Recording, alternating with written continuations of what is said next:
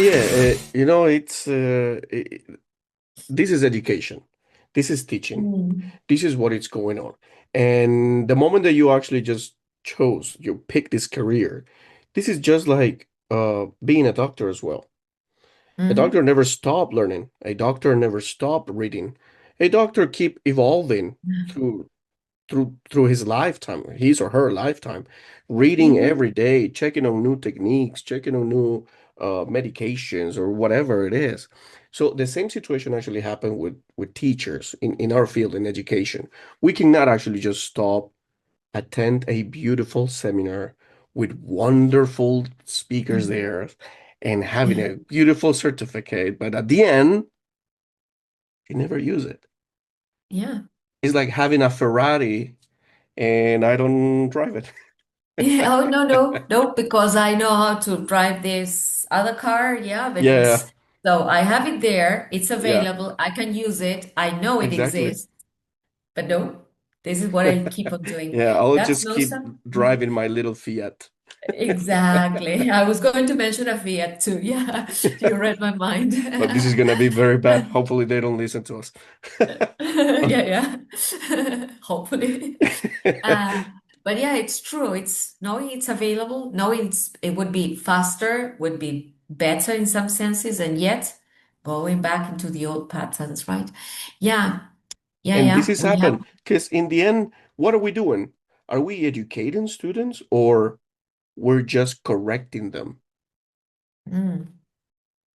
Education is far more than teaching content. Yeah, we know. Hmm. Teaching content is, again, very important. We do need to learn content. As a doctor said, um, he was in the medicine academy in Buenos Aires. He said, when I'm operating, I cannot be Googling, I cannot be reading the Britannic encyclopedia. I need to know what I have to do. So, do we have to remember, going back onto Bloom's taxonomy? Of course, we do have to remember. Now, how do I make students remember? And there's where neurosciences have a lot to say. Yeah? Because we need to repeat, repeat, repeat. Um, I told you I'm from Argentina. I know very little about football, but I know Messi. I think everybody knows him. And Well, for I sure. think, yeah, his name, right, will ring a bell. Um, why does he, I tell my students, I told my children when they were younger, why does he keep on training? If he's talented, naturally talented, he knows how to do things. So why does he keep on training? Well, because if it's not through repetition, I mean, movements would become slower. A little bit, but a little bit slower, not so precise. So we need a lot of repetition, but with novelty. And that Mhm. is something that neurosciences really insist on. Repetition, repetition, repetition. Yeah, drilling. I remember when I was training to become a teacher myself, we had to buy once, I remember a book that was drills that work, but they were very boring drills, drilling, drilling, drilling. That kind of repetition is boring, and I have to say you may be kind of hooked for a while, but then, as a teacher in the States said, and then you go poof, you kind of, yeah, no, this is too boring. So the idea is repeating, and there is where we have to invite all the senses, right? Repetition through visual input, auditory Hmm. input, tactile input, kinesthetic input. Yeah. So repetition in a kind of even play-like way. And when I say this, I'm not just referring to kids. I taught at university. I'm not teaching now. Hopefully, I will soon restart. But I did this with my even with my university students, right? Repetition, repetition through game-like activities, and then we were preparing for standardized tests. Of course, there has to be room for that, but repetition with novelty is what really works the trick, you know? Exactly. And yeah, it's that. And then one very important thing is that the way I teach is the way I test. then, right? Because I cannot be very game-like, let's say, a game-like a Good professor, point. teacher, bring variety of activities, and then the exam does not test things the way I taught and practiced them with my students. Not even Mind close. Yeah, you, okay. No, so bring games, playful, say, moments, okay. But then see that when you test, you also test the way you taught. That is, otherwise the test loses validity. Yeah, which completely, is, yeah. completely. So this is the part. This is the teacher's dilemma, I would say, moving a little bit forward to awareness versus reality. Because true what you're saying. How do teachers reconcile what neuroscience tells us with what the Mhm, system forces them to do? Because this is mhm, another reality. System mhm, says one thing, but neuroscience says something far different. I mean, it's crazy. mhm, How is it possible that we have neuroscience here, like 3 years ahead, but mhm, educational system is still like in the mhm, 1920s? So the mhm. system is pushing teachers to do this, but neuroscience says this. How can we just reconcile this?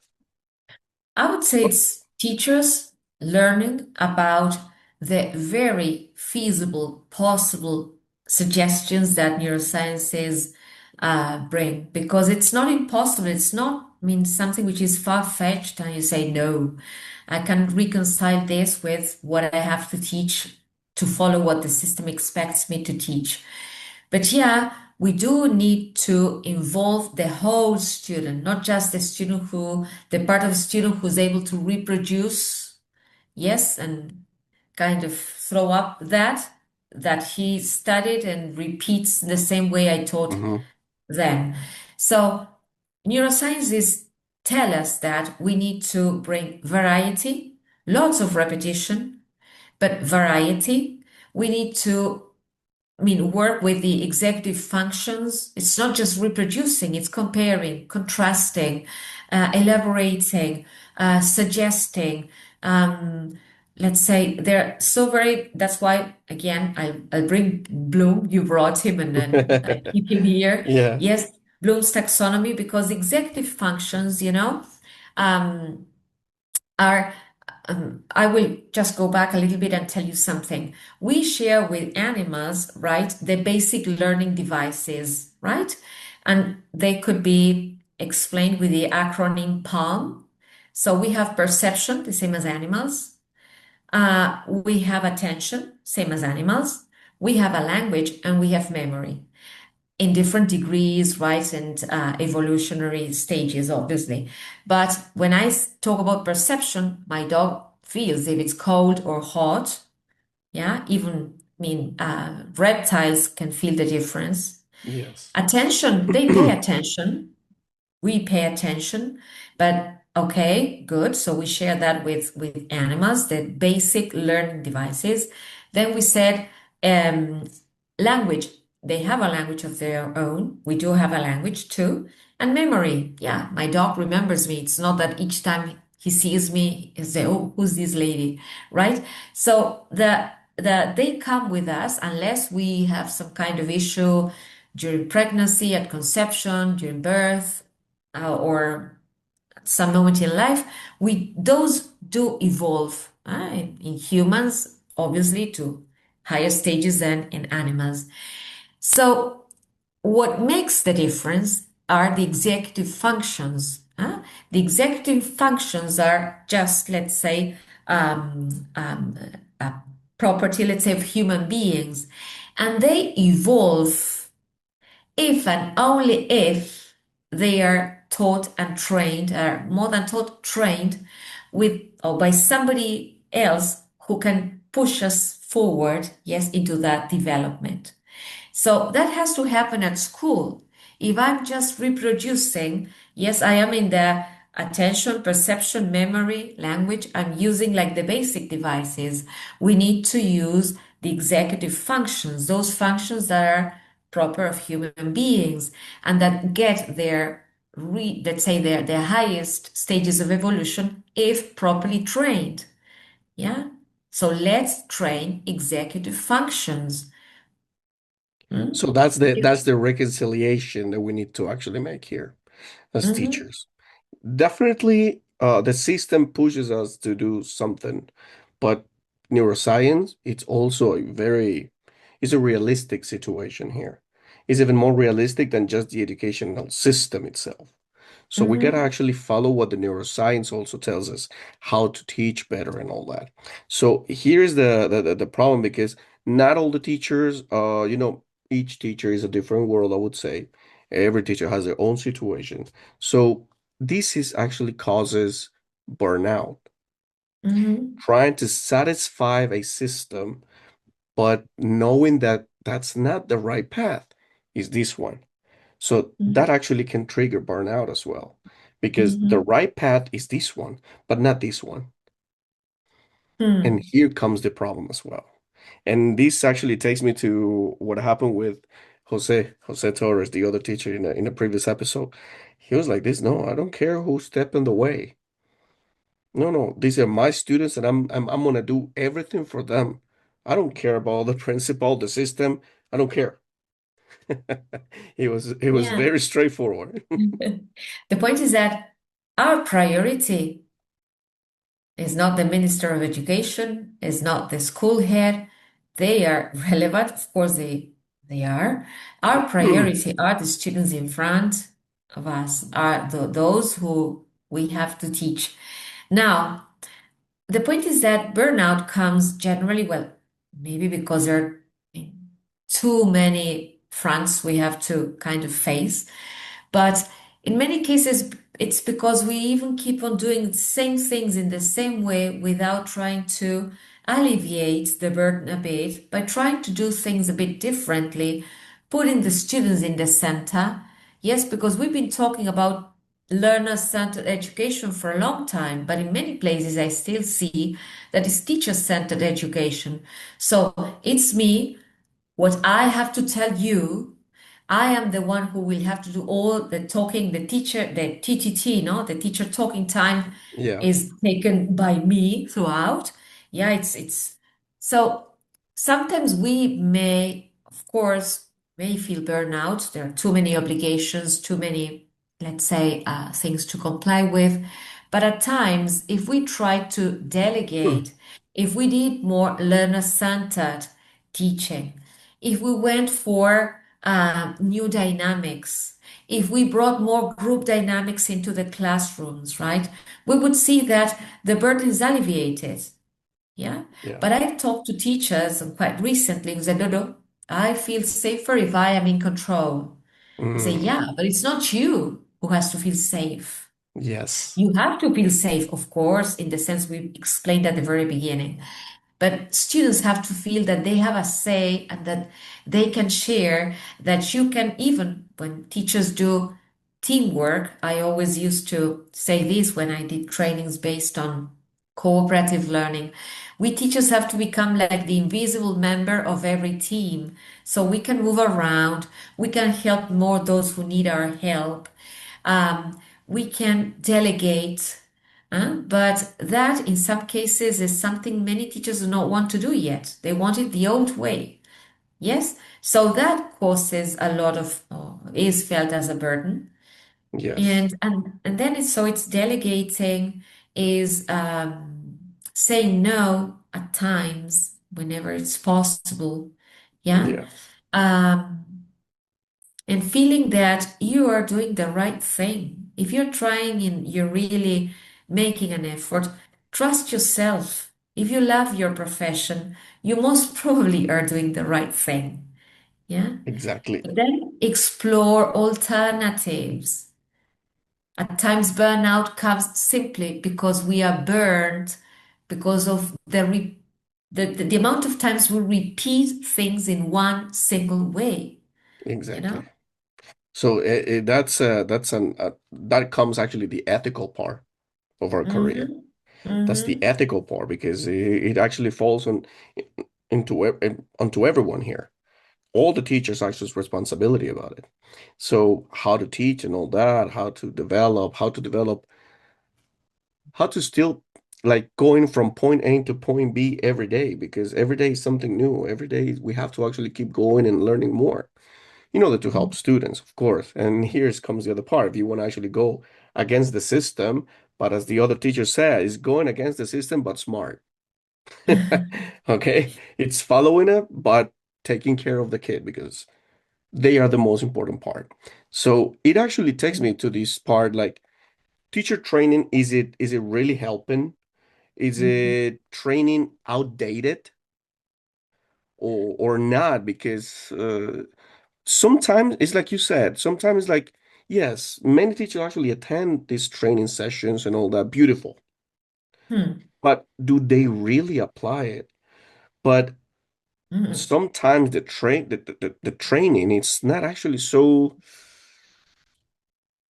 I don't want to say the word modern. How can I say it? More like something that Updated? adapt yeah updated, something that adapts to this, to our Mm. reality right now, because our reality actually goes far it's totally different from before.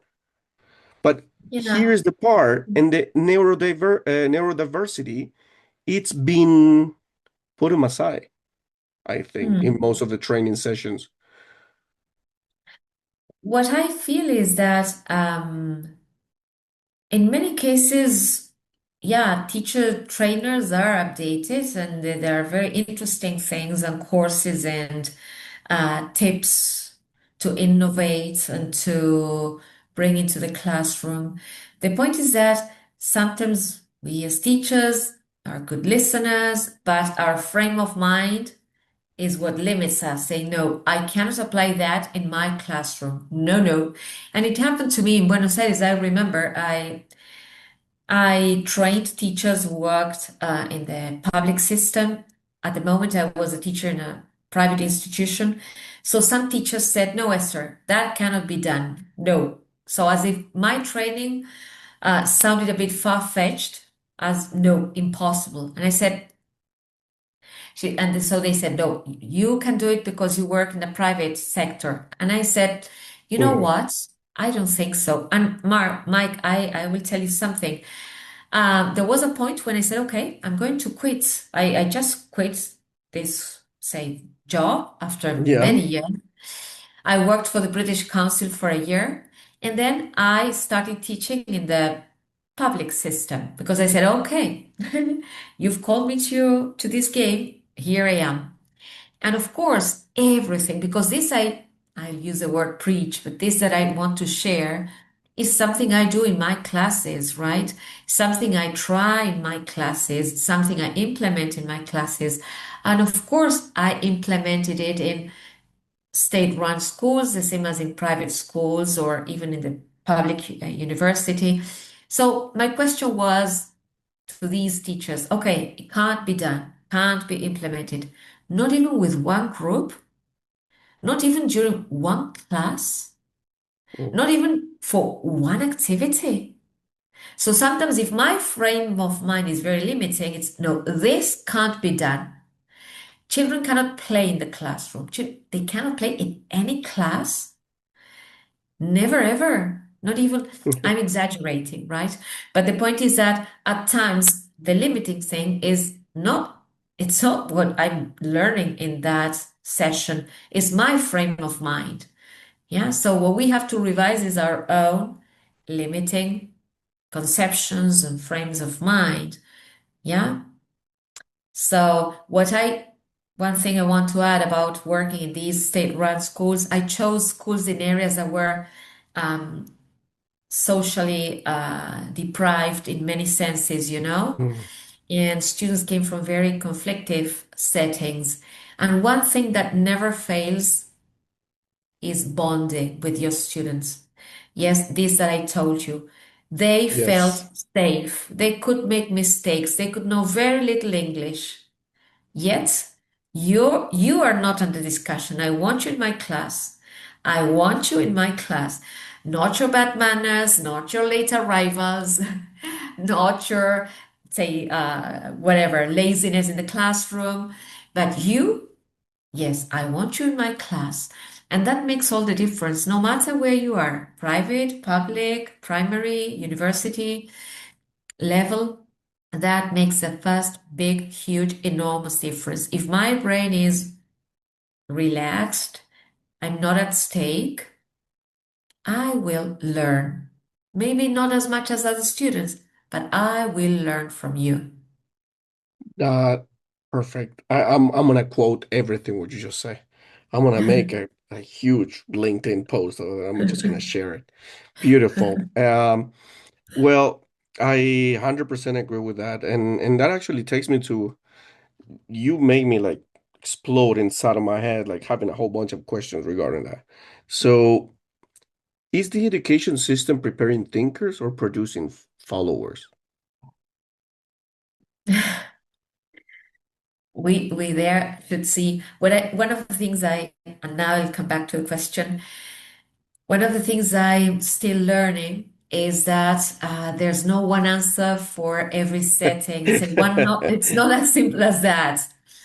So culturally, there are different approaches, and even within different um, institutions that may be nearby, one near to the other, you still see that in some cases they still want thinkers who will get a certain score and then get to university so that your institution gets better renowned, let's say, and others who probably will pay a price, the price of not being so kind of or scoring so well, but yet producing thinkers who elaborate answers, who show, let's say, agreement and disagreement, back up their thoughts. It depends on your target, yeah. But yet, I insist, there's we cannot say schools in general do this. But anyway, if I had to make a kind of say, no, Esther, come on, are we having mainly thinkers or reproducers? In many places, I'd say still they go for people who reproduce well, and that's not the Yes. right thing. Yeah, of course, it's not. Well, that was the answer. That was a beautiful. Yeah, I totally agree with you. Everything depends on the cultural aspect, where they're coming from, and everything, because every system works differently here. Uh, I've witnessed that. You have witnessed that as well, for sure. And it's really hard. Now that we're just getting to the final point of our of this beautiful time with you, uh, I have a really good one that I would like to hear you because for sure you're a person. It's you're very knowledgeable and it will help us a lot. How many children have believed they were not intelligent when in reality the system simply never understood their brain? Hmm. Yeah. This it's something that I would like you to tell me because it actually combines what the system is and what Hmm. neuroscience is. Can Hmm. you believe that? Well, I remember um, when I started studying about multiple intelligences, must have been in the 90s. And wow, that was so enlightening because I said, wow, it's true. I worked in a school where students did lots of sports, music, had an orchestra, was a bilingual school. So let's say students had access to let's say, learning of different kinds and so on and so forth. So, wow, I was very young then, and I said, wow, I started observing that. I said, wow, I had been trained to just, teach English and see the linguistic, say, development of students. And luckily, because of this, when we started, I would say many of us luckily know quite a lot about multiple intelligences. Um, we know that there's not just one way of being intelligent. Who's more intelligent, Einstein, let's say, or who was more intelligent, Einstein or Michelangelo? Well, different. Well, exactly. Uh, Messi or a physician who has discovered some whatever. Um, uh, let's say, or a physic, or um, who's more intelligent? We are all intelligent in different ways. And that's not just a slogan. We are all intelligent in different ways. And the earlier we are taught that, yeah, the better for our own self-esteem. Yeah, because this is known too. The same as I told you, a kid from a very early age realizes if he's liked or not that much liked. As from a very early age, students realize if they're slow and others are fast, yeah, and they may end up believing they are not intelligent. Intelligent according to what definition? We're all Exactly. intelligent in some different ways. It's true, some people are luckier and seem to be good at everything, but that's not what happens to the majority of us. So let's teach that, but let's be convinced of that, right? That we are all valuable and that maybe some students are not that good. We are talking about teaching English, may not be that good at teaching English. Let them know that, well, they will anyway achieve at a different rhythm and that they may be high achievers in other fields, right?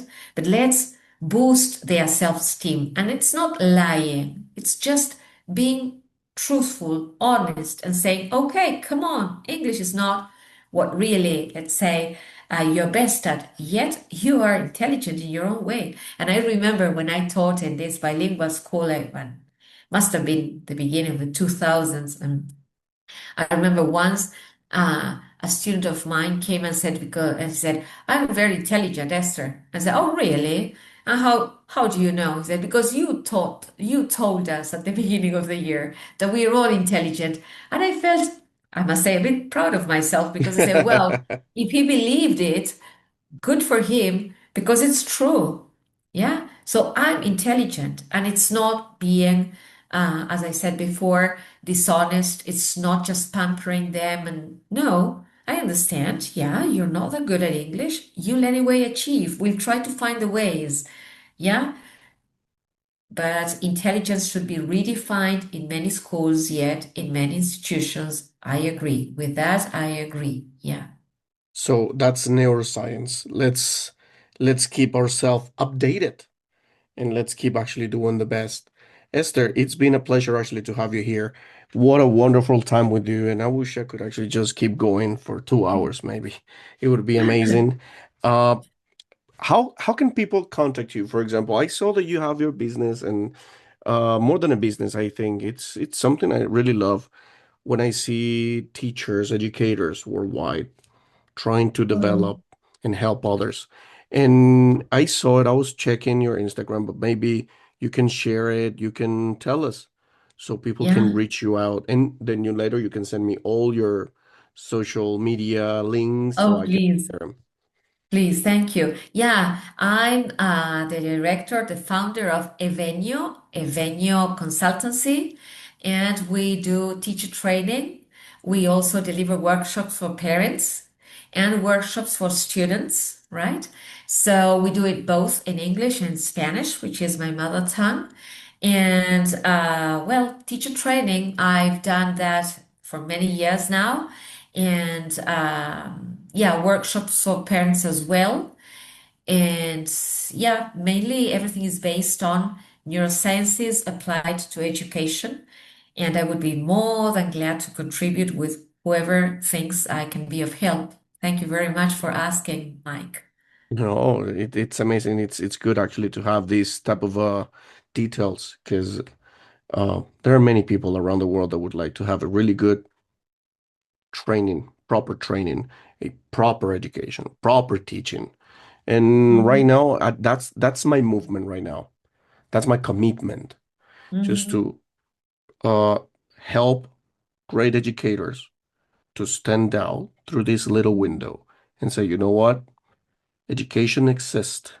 We still have great teachers. Come on, here's another one. Go.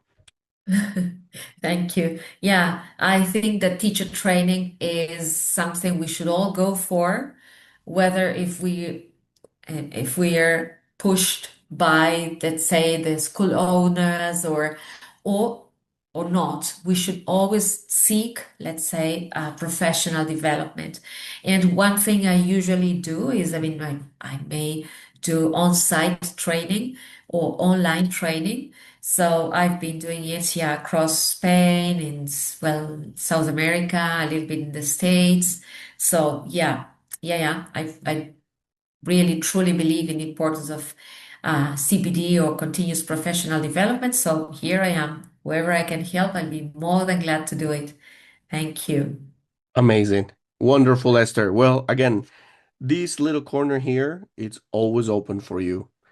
Anytime that you would like to discuss about something or tell us about what's going on in your project, you're more than welcome here. This is your home. Oh, thank you. Thank you very much, Mike. My pleasure, really. Thank you for inviting me. It's been a great moment, a great sharing with you. So thanks a lot, really. Okay, then, Esther. So see you next time. Thank you very See much. you. Thank you. Bye bye.